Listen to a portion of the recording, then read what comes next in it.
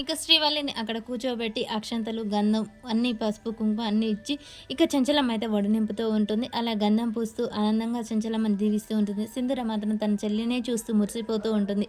అలా కేశవ, చెంచలమ్మ ఇద్దరు కలిసి ఆశీర్వదిస్తారు. శ్రీవల్లి ఎంత ముద్దుగా ఉన్నావో తెలుసా అని చెప్పేసి చెంచలమ్మ చాలా మురిసిపోతూ ఇక శ్రీవల్లిని అయితే తన ముద్దు పెట్టుకుంటూ ఉంటుంది. చాలా ముద్దుగా ఉన్నావు, బుట్ట బొమ్మలా ఉన్నావు అని చెప్పేసి శ్రీవల్లిని ముద్దు చేస్తూ ఉంటుంది చెంచలమ్మ. అలాగే ఇక శ్రీవల్లి చాలా సిగ్గుపడుతూ ఉంటుంది. ధర్మయ్య తన కూతురుని చూసి చాలా సంతోషపడుతూ ఉంటాడు. ఇక తులసి అలాగే అందరూ చాలా శ్రీవల్లిని చూసి ముచ్చటగా ముద్దు చేస్తూ ఉంటారు. ఇంకా కేశవ చంటి వైపు చూస్తూ ఉంటాడు. చెంచలమ్మ శ్రీవల్లిని ఆశీర్వదిస్తూ ఉంటుంది. అరే చంటి, నువ్వు ఈ సమయంలో మంచి పాట పాడాల్సిందే. అయ్యగారు నేనా ఇప్పుడా? లేపో అండి అయ్యగారు, నేను పాడను, నాకు సిగ్గుగా ఉంది. ఏంట్రా సిగ్గు? ఇక్కడ ఎవరు కొత్త వాళ్ళు? అందరూ మనమే కదా, పాడు పర్వాలేదు. శ్రీవల్లి ఫంక్షన్లో నువ్వు పాట ఉండాల్సిందే ఖచ్చితంగా అని చెప్పేసి కేశవ అనగానే ఇక చెంచలమ్మ అయితే అలా చూస్తూ ఉంటుంది. చంటి ముద్దుగా పాట పాడుతూ ఉంటాడు. అక్కడికి వచ్చిన వాళ్ళందరూ చంటిని చూసి చాలా మెచ్చుకుంటూ ఉంటారు. చంటి అయితే పాట పాడుతూ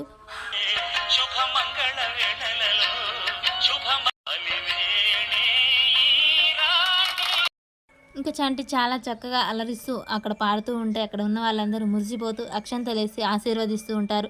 అందరూ అలా ఎంచక్క సంతోషపడుతూ ఉంటారు. ఇంకా శ్రీవల్లి మాత్రం వాళ్ళ అక్క వైపే చూస్తూ బాధతో చూస్తూ ఉంటుంది. చంటి చాలా బాగా పాడావు అని చెప్పేసి శ్రీవల్లి కూడా చంటిని మెచ్చుకుంటూ ఉంటుంది. ఇక శ్రీవల్లి ఒక్కసారిగా వాళ్ళ అక్క వైపు చూస్తూ బాధపడుతూ ఉంటుంది. అందరూ సంతోషం ఉన్న టైంలో ఎందుకు బాధపడుతున్నావు శ్రీవల్లి అని చెప్పేసి అక్కడ ఉన్న వాళ్ళు అడుగుతూ ఉంటారు. ఏమైందమ్మా, ఎందుకు బాధపడుతున్నావు అనగానే ఇవన్నీ మా అక్కతో చేయించుకోవాలనుకున్న అత్తమ్మ, కానీ మా అక్క ఏ పనులు చేయకూడదని మీరు అందరూ చెప్తున్నారు. కనీసం ఈ గంధమైనా మా అక్కతో పూయించండి అత్తమ్మ దయచేసి అని చెప్పేసి శ్రీవల్లి వాళ్ళ అతను చెంచలమ్మని బ్రతిమలాడుతూ ఉంటుంది. సింధూర కూడా అవునత్తమ్మ అన్నట్టు తన కళ్ళనే మాటలుగా చెప్తూ ఉంటుంది. చెంచలమ్మ ఇటు శ్రీవల్లి వైపు అటు సింధూర వైపు చూసి తన మనసులో బాధనైతే చూస్తూ ఉంటుంది. చెంచలమ్మ ఏం చెప్పాలి, ఎలా మాట్లాడాలి అని అర్థం కాకుండా అలాగే చూస్తూ అయితే ఉంటుంది. మరి శ్రీవల్లి కోరిక మేరకు చెంచలమ్మ గంధం పూయమని చెప్తుందా? మరి అలా గంధం పూయమన్నందుకు విజయమ్మ ఏ రాధాంతం చేస్తుంది?